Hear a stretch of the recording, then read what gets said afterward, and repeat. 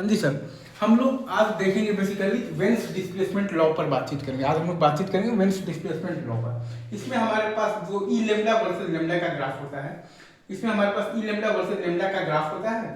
ठीक है, तो हम यहाँ पर ये चीज देखते हैं कि कोई भी एक टेम्परेचर आप मान लीजिए टीवी पर ये ग्राफ को ड्रॉ किया गया है। ठीक है, तो हम ये देखते हैं कि एक आपके पास तो पर्टिकुलर आपके पास लेमडा जो है, आपके पास लेमडा एम, इस लेमडा एम पर ई लेमडा मैक्सिमम है।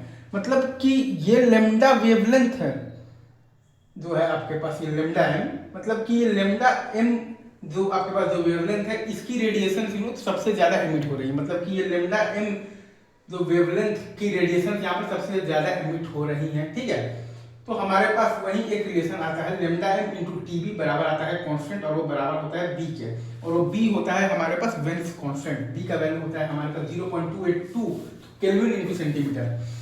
हमारे पास बेसिकली एक रिलेशन आता है, लेमडा एम इंटू टीबी बराबर आता है कांस्टेंट आता है, और उसको हम लोग कहते हैं बी कहते हैं, और बी बराबर होता है हमारे पास वेन्स कांस्टेंट होता है 0.282 इंटू होता है अपने पास केल्विन इंटू सेंटीमीटर। ठीक है, अभी ग्राफ का अगर आप एरिया की बात करेंगे तो हम लोग जानते हैं कि स्पेक्ट्रल इमिसिव पावर ई लेमडा हमारे पास होता है, स्पेक्ट्रल इमिसिव पावर ई लेमडा हमारे पास होता है D by D lambda. Spectral emissive power E lambda होता है हमारे पास डी बाई आता है हमारे पास डी लेमडा। तो ये ग्राफ का एरिया का अगर आप बात कीजिएगा तो वो आएगा आपके पास integral of the e lambda into d lambda, और वो बराबर आ जाएगा ई के। ये ग्राफ का एरिया का बात कीजिएगा तो वो आएगा हमारे पास integral of e lambda into d lambda, और वो बराबर आ जाएगा ई के। और अगर बॉडी का इमिसिविटी अगर हमारे पास स्मॉल ई है तो ई का वैल्यू हम लोग जानते हैं हमारे पास आ जाता है सिग्मा इंटू ई इंटू आ जाता है हमारे पास टी टू द पावर 4।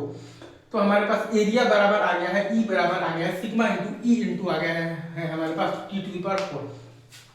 हमारे पास एरिया बराबर अगर आप ध्यान दीजिएगा आ गया है, ई बराबर आ गया है सिग्मा इंटू ई इंटू आ गया है टी टू द पावर 4। तो अब अगर हम लोग ये चीज देख सकते हैं कि टेम्परेचर को के टाइम्स करते हैं तो लेमडा एम हमारे पास 1 बाई के टाइम्स हो जाएगा, और एरिया मतलब हमारे पास के टू द पावर 4 टाइम्स हो जाएगा। एरिया बराबर ई, ई क्या है आपके पास, ई है आपके पास emissive power of the body at the temperature T.